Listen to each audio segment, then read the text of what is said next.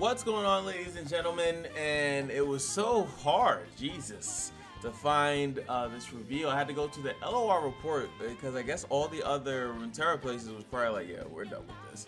And funny enough, even when you go on their Twitter account, they only have a couple people talking about a few of the cards, right? So like, it's just like this weird thing that, I don't know, it just felt really weird trying to find like every single card unless you went to the right website. Probably, you know what, I should have went to Reddit. Reddit probably would have been the quickest.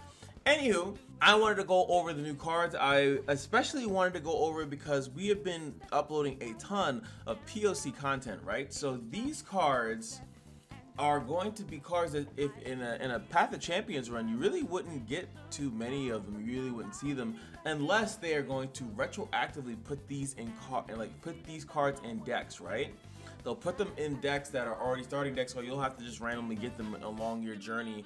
So it's going to be interesting to look at these cards. So if at all, what I would want to do is if there's a card that makes me want to, maybe I'll make a deck with this card right here, but let's see if it makes me want to do that. If not, then it's gonna be pretty interesting. Like now I'm on the Path of Champion side of things, where when you look at card reveals and stuff like that, it feels different when you don't play that mode, and vice versa. Like sometimes when, like I feel like when I used to watch like even Spicy Toast, and he would do like a patch update, some of the stuff he would just skip over. It's like, oh, that's not Path of Champions, I don't care. And I'm like, that kind of makes sense. So I'm just gonna look at these cards just at overall. That's kind of what I wanted to say, is that overall I just want to say how good it is, if it's a good card, and if it makes me want to make a deck revolved around the card. I might still do that. You know, I know some people would rather see that still than POC, but you know, I'm kind of curious of how these variety sets are going to be in the future going forward.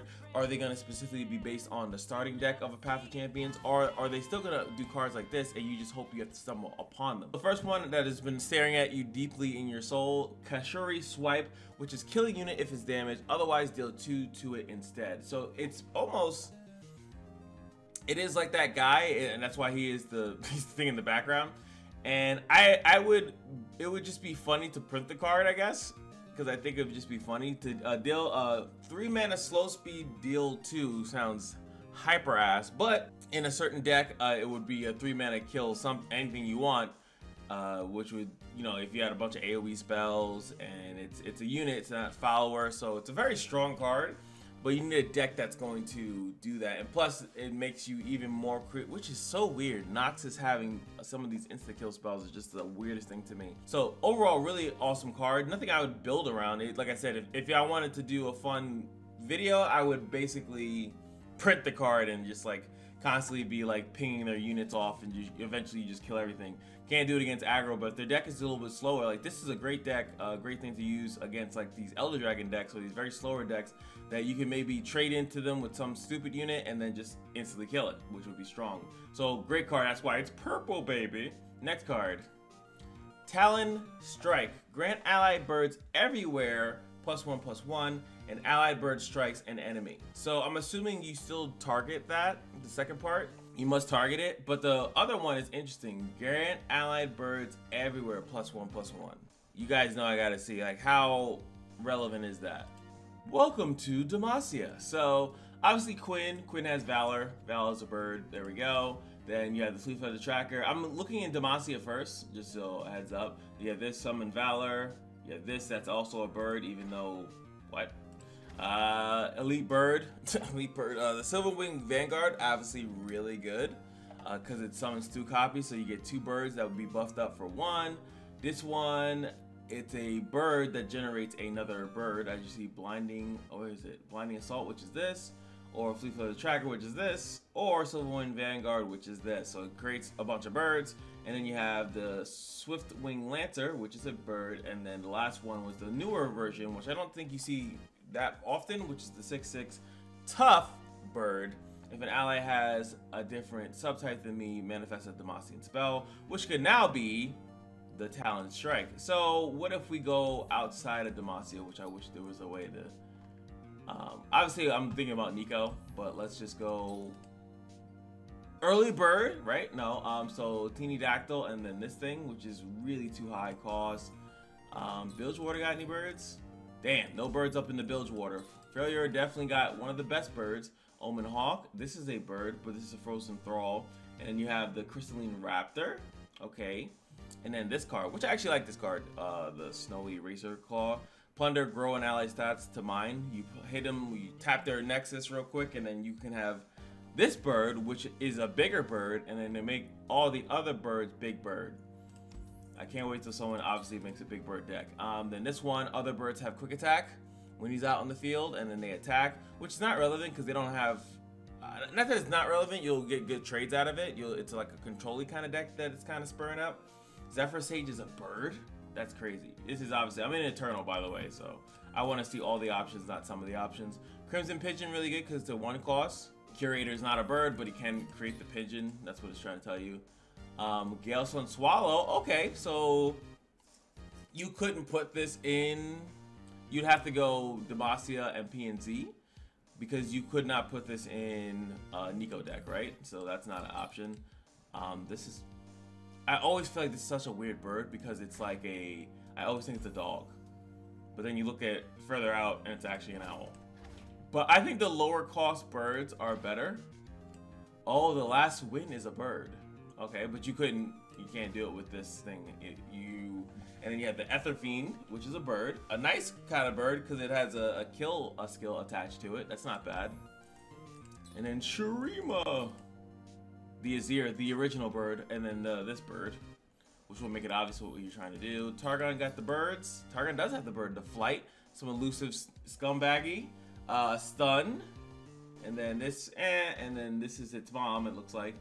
Because I'm only looking at each bird because obviously if we go on to the Nico that is Nico, you could put bird, cat, dog, so you could use Nico like as a one-off, put all the birds in the deck, and have a full-on bird deck, which I wanted them to do for a while because they had the cat spell, right? So overall, I think it's a good card. I would love to see the Nico deck, right? The Nico bird deck. But again, if I go POC terms, you wouldn't really care about this card because you would never have the ability to just, oh, I'm going to make a bird deck. So this is really a PvP card. I really like that Plunder one a lot, especially because of the ability to have like all the scout birds. And you already have Quinn, so you can scout, maybe they don't want to block it, and then it's like, oh crap, here comes big bomber. Like and it's funny because a lot of these cards, they always start off as 5 mana, right? They're 5 mana, same thing with the Husk. Right, it's always 5 mana, and then it gets broken, and they make it 6 mana afterwards to make it that you lose all your mana on that turn. So it's a little bit harder to do, but interesting, still very interesting. I do like the card, and this is definitely a card that you would want to build around. The bird is the word. All right, so Chaincaster. It's a 0 mana 3/2, but you play Curse Me with Shackles, which is a 2 cost. So he's basically like a 2 cost 3/2 with an ability. I guess if it was a 1 cost, I feel like it'd be better because there's so much stuff that busts 1 cost cards, and I feel like you can really use it. And obviously, if it gets hand buffed or whatever buff, it's such a creepy looking card, dude. He looks so creepy.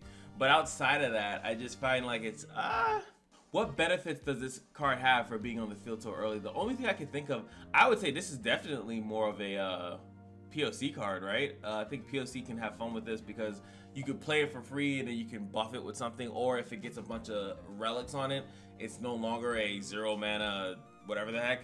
You can really buff the heck out of it if you get it on a run. I don't know if you would want to play this specifically in like a regular deck because you just basically end up paying for to remove the shackles yourself.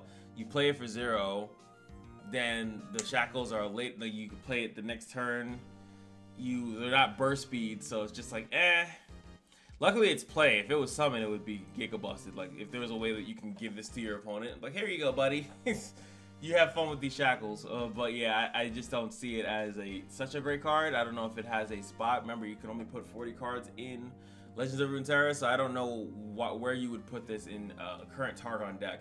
Like I said, the best I could think of is just hand buffing it, right? You hand buff it so it's a really big card, but it's 0 cost. So the most it's a really good, you know what, I could also think of like an Evelyn Dust Husk deck, something like that. Like you give it a keyword as well, so it's a really strong card. They don't think you have another unit, you drop it for 0 mana, it's buffed, or it hits a Husk or something, or if I'm playing the Void Gate, which I do miss Void Gate, and then all of a sudden, like, it's like, oh no, I didn't see that coming, kind of thing. But it has like no keywords. I feel like eventually they'll give it some type of keyword. I feel like that would make it one keyword. Maybe Challenger, because he has chains. Something just to make it a little bit more worth their while. Outside of that, I think it's Jinx. Prancing Sea Spirits is a 2-mana elusive Ionia. Play, summon an exact ephemeral copy of me. So I like these types of cards because if you Void Gate it, right? If it's Void Gated, you get 2 of them. I like it also that if it's, I think, no, the Husk wouldn't trigger because it's play. But right, so pretty much it's Void Gate, or if it get buffed by literally anything, you get 2 versions of it. You can then recall the other version of it, which is cool. So in a recall deck, it's really strong. I think this is definitely a card that you can build around if you wanted to make a bunch of copies of it. And if you were to, I forgot the card in, oh my god, hold on. There we go. So Iceborne Legacy, you get 2 copies and they're very strong. Spirits Unleashed is really good because each one is stronger just by default. So it's like, those are like really cool things I think with that card. And these are the 2 regions that you can ramp up into it. And it's already a cheap card, right? At 2 mana. So like, it's just very cheap. It's very, you can play a bunch of them. You could swarm the field with them like by a lot. Like if you have a couple of them in hand, let's say all 3 copies are in hand, you just play them, fill up your board. And if you have any type of buff, then boom, you're swinging for a lot of damage. The ephemeral copy does die, but like I said, you could just recall it. And if you do any of the everywhere buffs, it's, you know, these are very strong and annoying freaking units. So I'm a big fan of this card. It looks like it's a nice aggro card, and I'm curious to what people will do with it. Next up is Bladebound Beserker. And it is 4 mana Freljord. When you play a slow spell that targets a single enemy, single ally, copy it onto me. So basically, which is very crazy about this card, is that slow speed spell on a single ally. So if you copy it on her, it should still copy it on herself, because it didn't say another ally, which would be the way to balance the card if it got out of control. So it is in Freljord, right? So the stances are going to be amazing with that, right? So you have a stance, it's going to copy onto her regardless of who you're targeting with it, or you could double buff her. So, you know, double give her the overall regen, or you can just double bear stance her. I think she doesn't have, no, she doesn't have any keywords. So that's that. This is really good for her, right? She gets forged twice. It's a single, it targets her. It does deal damage, but it should still work on her, right? Yeah, not many options here. There it is, the go hard. Use the go hard on Bethany while she has, you know, tough or something, or regen, and then you just do pack your bags. But interesting enough, that, I mean, what else are you doing here? I don't know what you're doing. Rider Calling, kill an ally, and you get 2 champions, right? It might be Shadow Owls. Shadow Owls might be the trick. Ah, we found another one. So the equipments would be a good one, right? Because the equipments, you can literally sever them or whatever, the ones that target the allies, and then she'll also get the buff as well, or like I said, double target her for them if you want. So funny enough, it's like champion based stuff, right? But this is Gifts from Beyond, same thing with the other thing. You don't need Udyr for stances, and you don't need Aphelios for the guns, but that is another option. So we're clicking on something here, maybe. Again, I know there's going to be a couple Shadow Owls ones that I do like. This one's really good, Lance Respite. This one also, Magical Fettering, actually is kind of annoying, right? Because you would actually curse the opponent twice, right? She would get it, and it would duplicate on another one. So that one could be annoying, even though they changed how suppression works because they're posses. But yeah, it would be very annoying, right? And this is, you know, this is what gets me hype, right? This is the type of stuff that gets me hype when I see a new card. And it makes me think like, oh, what can I use this card on, right? So there are a couple of slow speed spells now that I'm going through it, and I'm like, okay, now we got something, we can spice up something. I actually don't think that this one works because it has to only target, and I've seen stuff like that. Shield Vault actually wouldn't work. I'm talking about it on a card that probably wouldn't work because it has to only target, I feel like, the other unit. I think it won't duplicate there. I could be wrong though. Weapon Hilt is here, but they're only talking about the Blade of Exile. The Blade of Exile is a single target, so Noxus got some work to do. That's cool. Morning Light may or may not work because you do target an ally to activate their Daybreak effect, technically. But then everyone still would get the +1/+1. It would duplicate as well. So these are like again, really cool concepts that could work. That's stuff that I would like to test out myself. That would make it really, really cool. And yes, I'm just slowly going down. And this is, here we go. So we have Soul Cleave, which would be insane, right? Soul Cleave would be nuts because you would kill one ally, right? And it theoretically should bounce onto her and kill her and make 2 copies, ephemeral copies of her. And then if you have any other random buffs in those 2 regions, which is Freljord and the other one, and you would get a big, large army of units, and then you just push to attack, right? So I think that that's a really cool one. Same thing here with Splinter Cell, which would summon an exact copy of one other ally, and then her or her twice. And then you can have it bouncing off multiple units, right? Because like this one, like these 2 to me would be the most interesting concept to use, because she would basically make that, and then you'd have to have some other follow-up slow multiplying card like the stances. So I, Bethany stance would probably be my thing, and you would just fill up the board with absolute nonsense. And I think that would be the funny thing, and that concept alone would make me make that deck, right? That would be my PvP return deck to see how it works with Soul Cleave and Splinter Soul. And then I would absolutely love to make a stance swapping like spam deck. That sounds insanely fun. Not bad. You would definitely draw your Zenith Blade with like 1, activating just 1. I wonder if you can like multiply it. It sucks. Well, no, you still get the grant, so that's not bad. Twin Blade technique should technically work too. Pick a follower, pick her, summon an exact copy of it, and then if you don't have to target her the first time, but it will still bounce. Golden Ages should actually work. Yeah, you can't rally twice technically, but you give Barrier to 1 unit and then bounce it onto her. Not that bad. Molten Breath might be able to work. She doesn't have Fury. You could give her Fury. There's many ways to give her Fury. But if she allied with Fury Strikes, you do select that unit, and I think that would work. That'd be interesting. You might be able to clear. That'd be such an interesting thing to see. Oh, Dawn and Dusk. Summon 2 exact copies of an ally, and then they're ephemeral. Similar thing that I was saying with the Shadow Isle stuff. This would do the same thing. But all these combos I'm talking about would be so freaking expensive though. Redouble Valor, there we go. Shaman's Call is how I would do that other stuff. You get 2 stance swaps that are 0. Then if you have enough mana to still do like a Splinter Cell or a Soul Cleave, then you use this, and then you should just Omega Scale. It should be insane. Boomerang Blade should definitely work, because you literally don't target the other 2 units. You just target the ally, and then they just target the strongest and the weakest at the time. So this Boomerang Blade should technically work. Sugary Snare should technically work too, because you pick an ally, put it at the bottom of your deck, and summon the top ally. So if you have 2 units on the field, it should technically do it twice, which is just funny, but yeah, it's just a fun to have kind of thing. Would Realm of Delph work? This might be a video all in itself. Me just trying all of the Berserker interactions to see what works and what doesn't based on the slow speed stuff. But yeah, sorry I had to go through that whole thing. This card is a phenomenal, and it's the green. It's like the least rarest unit, but it actually has a lot of fun implications. So I spent a lot of time on that. I do apologize. Actually, no, I don't. All right, next one is going to be Sneaky Swap. Recall an ally to summon a Hungry Owlcat in its place. It's another Bandle City recall for the Bandle City recall, because it's only Bandle and Ionia. Since I spent like a jillion minutes on the other card, I don't really want to spend too much on this one. It's nice having more recall in that region for that archetype, but it's not really that supported. If the Owlcats, it's a 1 mana, maybe if you have like a 1 mana deck, 1 cost deck, maybe. Yeah, not a big fan of this one at all. Next up, it's a dragon, the Horned Swarmcaller, Fury, 6 costs. So LD's like, yo, what's up, baby?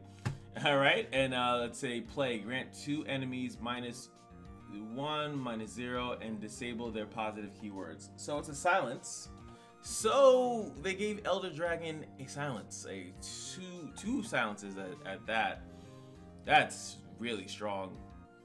That is a really strong card, and it's in Shurima if you want to play it regularly, but I feel like it's just an oddball, and Shurima, I guess, needed a dragon too. But that's a really strong card, especially, I feel like this is a card, it's okay, maybe, I don't know if Elder Dragon, I mean, I feel like you definitely put in an Elder Dragon deck, it's just a strong card, and then if you get it in POC, you're like, yes, sir. Yes, sir. because if Elder Dragon gets this in POC, it's 4 cost. Like 4 cost to target 2 units, -1/-1 on both, and a -1/-0 on both, and then disable their positive keywords, which is like a quicksand, but it's permanent. It's not for this round. So this card is giga busted. Not much to say about it. You might even just run it in the Shurima deck, maybe as a 1-of or 2-of. Insane. Next up, Chakram Dancer in Bilgewater. Play. Deal 1 to anything. Your skills drain. So, how I'm reading this, right? So, your deal 1 to anything, right? Is what that's what the skill does, right? So, first of all, we're thinking about Jean, because she does have a skill, right? And then her passive ability is your skills drain.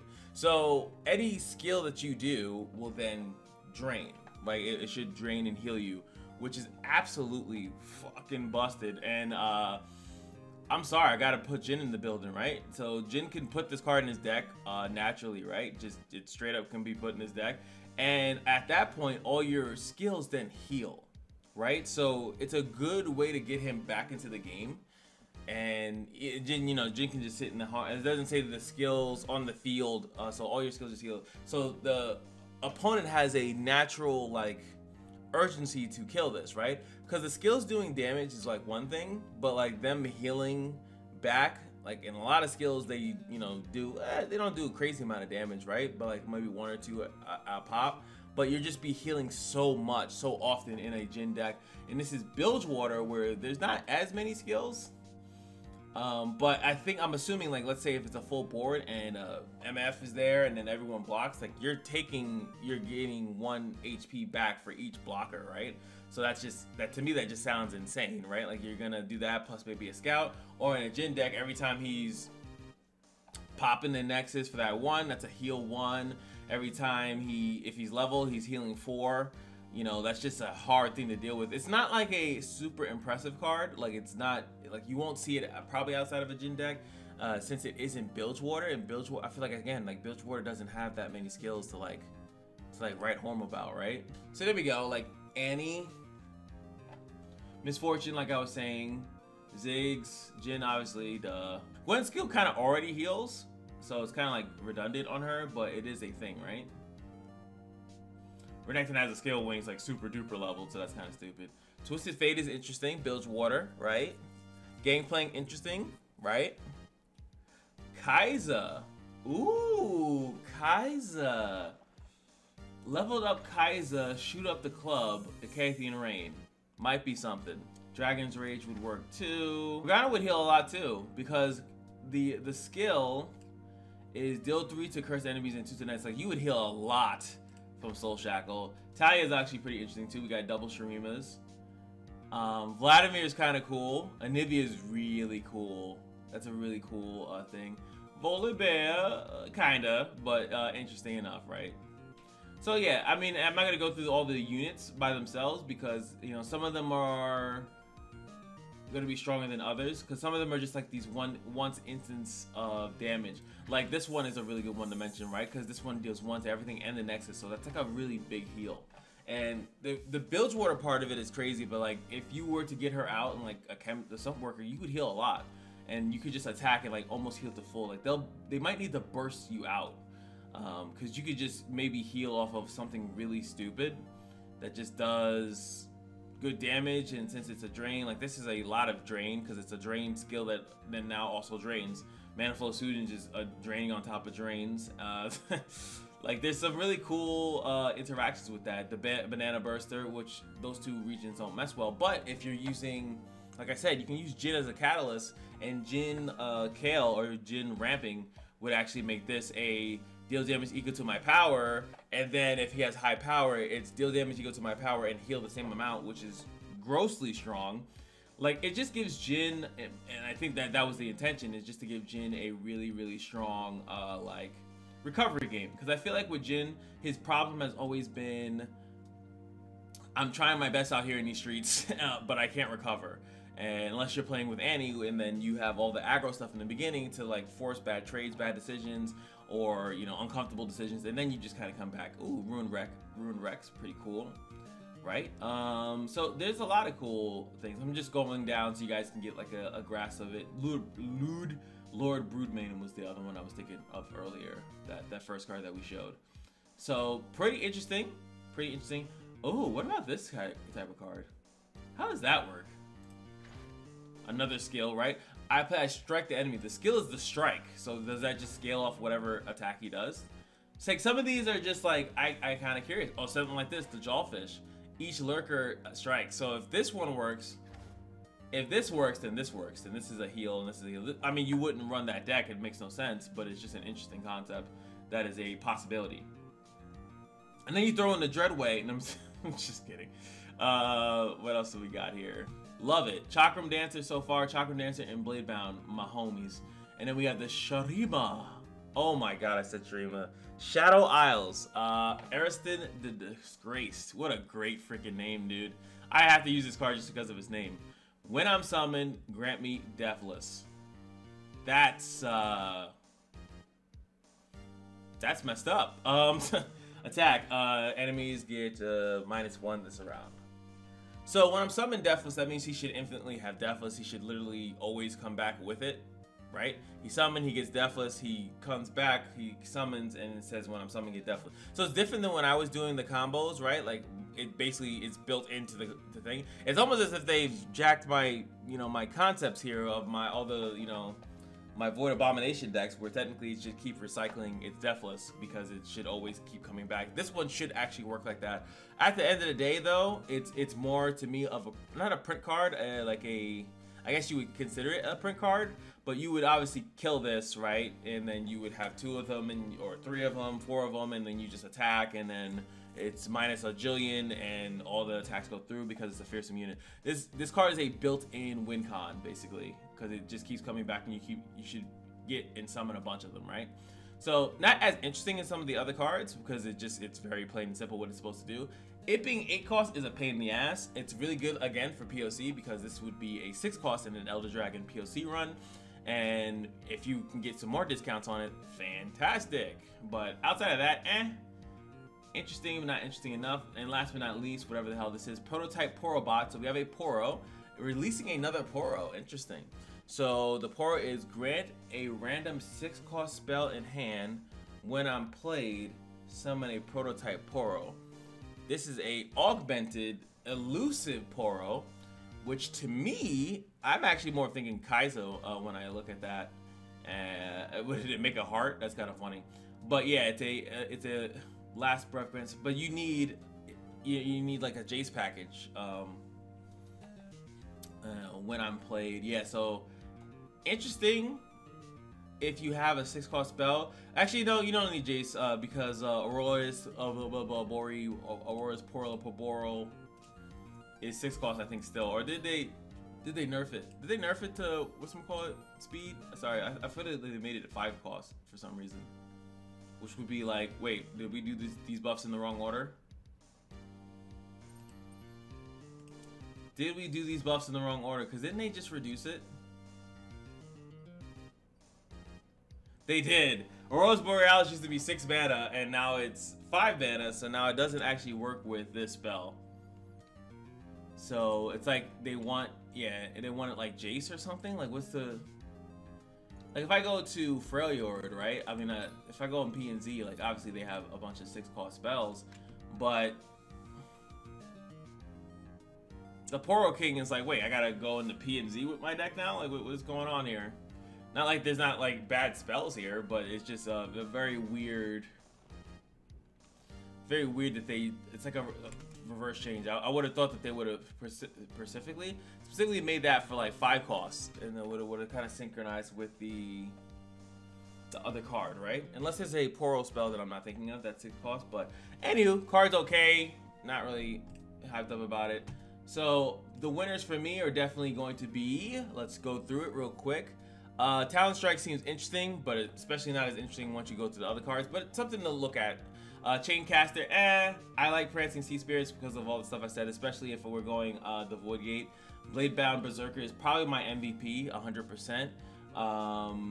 The Sneaky, the Hornswallower is okay. Chakram Dancer, so it's like those are the 2 cards, sorry, 3 cards I'm really excited about. Let me know in the comment section, this video is going for too long, what cards you're excited for. Is there any deck build arounds that you were like that? Did I come up with a concept that you weren't thinking of? Or anything like, you know, where is your head at? But I definitely want to see how Bladebound Berserker works. That's going to be, does it work on the strike spells? And then, like I said, Shadow Owls just seems insanely funny when you have multiple copies of like duplication type of spells, and then you throw another spell on top of that, and then you just have these fucking army of Bladebound Berserkers buffing each other and stuff like that. It just sounds insane. And Chakram Dancer, yeah, I definitely want to see how it interacts with like AoE spells and things like that. Sorry, skills. And yeah, and then this guy is gonna, this is definitely content creator bait right here too, this dragon. How many disgraced dragons can you get on the field? But yeah, hope you guys enjoyed. And like I said, this is not really too much for POC unless they insert these units into their decks, unless you have to stumble upon it like, hey, I remember what that card did because I watched that Jinx did nothing wrong video. Outside of that, it's like, yeah. Anywho, I'll see you guys in the next one. Peace.